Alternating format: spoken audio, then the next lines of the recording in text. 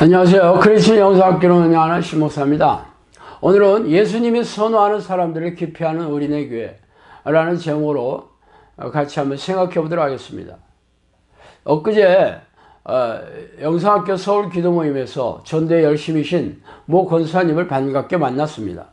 그 권사님이 전도하다가 정신질환이 있는 어느 자매님을 만나서 예수를 믿고 기도하면 정신질환도 고칠 수 있으며 행복하게 살 수 있다고 권면해서 이 자매가 예수를 믿고 교회에 출석하기 시작했습니다.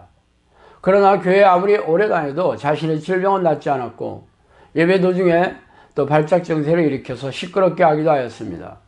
그래서 교회가 이 문제로 뒤숭숭해지자 그 교회 목사가 왜 이런 정신질환 환자를 교회에 데려왔냐면서 교회가 이런 문제를 해결해 주는 것이 아니라고 해서 이 권사님의 마음이 어두웠다고 토로했습니다. 과연 그 교회 목사의 말대로 교회가 정신질환 환자를 치유해 주는 것이 아닙니까? 예수께서 온 갈릴리에 두루 다니사 저희 회당에서 가르치시며 천국 복음을 전파하시며 백성 중에 모든 병과 모든 약한 것을 고치시니 그의 소문이 온 수리아에 퍼진지라. 사람들이 모든 앓는 자 곧 각색병과 고통에 걸린 자, 귀신 들린 자, 간질하는 자, 중풍 병자들을 데려오니 저희를 고치시더라. 갈릴리와 데가볼리와 예루살렘과 유대와 온 요단강 건너편에서 허다한 무리가 쫓으니라. 마태복음 4장 23절에서 25절 말씀입니다. 가라사대 가서 저 여호에게 이르되 오늘과 내일 내가 귀신을 쫓아내며 병을 낫게 하다가 제3일에는 완전하여지리라. 누가복음 13장 21절 말씀입니다. 예수님에게 찾아온 사람들은 누구였습니까? 바로 각색병과 고통에 걸린 자, 귀신 들린 자, 간질하는 자, 중풍병자들이었습니다. 그렇다면 그들이 왜 예수님을 찾아왔을까요? 예배의식에 참석하고 각종 교회 봉사를 열심히 하며 헌금을 드리기 위해서입니까? 아닙니다. 그들은 단지 자신의 병을 고치고 삶의 문제를 해결하고 싶었을 뿐입니다. 예수님은 그런 사람을 찾아온 것이 아닙니다. 예수님의 사역을 이어받은 사도들과 제자들도 동일하였습니다. 그래서 귀신들을 쫓아내주고 질병을 고치면서 복음을 전파하고 하나님의 나라를 확장해 나갔습니다. 그렇다면 예수님이 그런 사역을 하고 싶지 않았는데 온갖 질병에 걸린 자들이 찾아왔기 때문에 어쩔 수 없이 질병을 고쳐주었습니까? 아닙니다. 예수님이 이 땅에 오셔서 하신 사역이 바로 귀신을 쫓아내며 질병을 고치다가 십자가에서 보혈을 흘려주심으로 온 인류의 구원 사역을 하시는 것이었습니다. 그렇다면 예수 그리스도의 몸된 교회라고 자처하는 이들이 하는 사역이 무엇일까요? 바로 귀신을 쫓아내며 병을 낫게 하면서 영혼을 구원하는 사역이 아닙니까? 내가 진실로 너에게 이르노니 나를 믿는 자는 나의 하는 일을 저도 할 것이요 또한 이보다 큰 것도 하리니 이는 내가 아버지께로 감이니라. 요한복음 14장 12절 말씀입니다. 예수님이 승천하시면서 자신을 믿는 자는 예수님 자신이 한 사역을 하게 될 것이며 이보다 더 큰 사역도 할 수 있을 거라는 놀라운 말씀도 해주셨습니다. 그래서 이 시대에 우리네 교회가 그런 사역을 하고 있습니까? 솔직히 말해봅시다. 교회 지도자가 입만 열면 말하는 게 무엇입니까? 바로 교회 성장입니다. 그렇다면 목회자들마다 대형 교회를 이루고자 하는 교회 성장을 추구하는 숨은 속내가 무엇입니까? 바로 부와 명예가 아닙니까? 자신들도 대형 교회 담임 목사가 되는 게 목회 성공이라고 내뱉고 있죠. 그래서 수만 명이 모인 예배당에서 설교를 하는 꿈을 꾸고 있습니다. 그런 꿈을 이룬 목회자들은 하나님이 자신을 사랑하시고 능력을 주셔서 큰 일꾼으로 삼아주셨다고 자랑스럽게 말하고 있습니다. 이들의 말이 진심이라면 예수님이 명령하신 사역을 해야 하지 않겠습니까? 바로 귀신을 쫓아내고 고질병을 고치면서 복음을 전파하고 제자를 삼아 구원을 얻는 천국 백성을 늘려나가는 것입니다.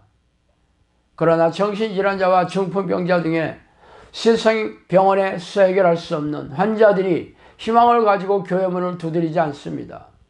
위에서 소개한 목사의 말처럼 교회에서 왜 그런 환자를 데리고 와서 시끄럽게 하느냐고 소리를 지르며 문전박대를 하고 있기 때문입니다. 기가 막히고 어이가 없는 일이죠. 그러나 비단 이런 일이 위에서 소개한 교회에서만 있는 사건입니까?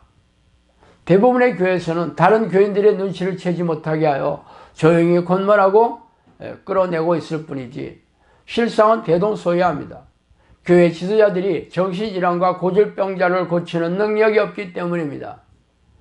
자신의 자녀들이 정신질환의 문제를 가지고 영성학교를 찾아왔던 사람 중에 목회자나 선교사, 장로, 권사 등의 교회 지도자들이 적지 않았습니다. 그렇다면 왜 우리네 교회가 이렇게 무능하고 무기력한지 아십니까? 바로 성령이 함께 하시지 않기 때문입니다. 성령은 예수 그리스도의 영이자 성부 하나님의 영이십니다. 성령은 예수 그리스도의 영이라면 예수님이 하신 사역과 동일하게 해야 할 것입니다. 그래서 사도들과 120명의 제자들이 마가의 다락방에서 성령이 내주하는 기도 끝에 성령이 임재하자 그들이 성령의 능력을 받아서 영혼을 구원하고 초대 교회를 세워나가는 사역 방식이 바로 예수님과 판박이었습니다. 그들은 귀신을 쫓아내고 고질병을 고치면서 복음을 전파하고 영혼 구원 사역을 해나갔습니다. 그러나 아쉽게도 우리네 교회 지도자들은 교인들에게 성령이 계시며 천국에 들어가는 자격이 있다고 철석같이 믿으라고 권면하지만 정작 교인들 중에서 귀신 이야기를 하면 입을 틀어막고 정신질환자나 고질병 환자가 교회에 오면 친절하게 유명 병원의 전문의를 소개해주고 있습니다. 그러면서 교인들에게 이런 사람들을 교회에 데리고 오지 말라고 은연중에 암시하고 있죠. 거룩한 교회를 이런 사람 때문에 시끄러워지면 안 된다고 말입니다. 예수님은 각색 병자들과 귀신 들린 자들을 만나서 천국 복음을 전했는데 우리네 교회는 이런 사람을 기피하고 있으니 기이한 일입니다. 거꾸로 예수님은 세상에서 잘나고 돈 많고 성공한 사람들에게 너희들은 세상에서 잘 먹고 잘 사는 보상을 받았으니 하나님에게서 받을 게 아무것도 없다고 외면하셨습니다.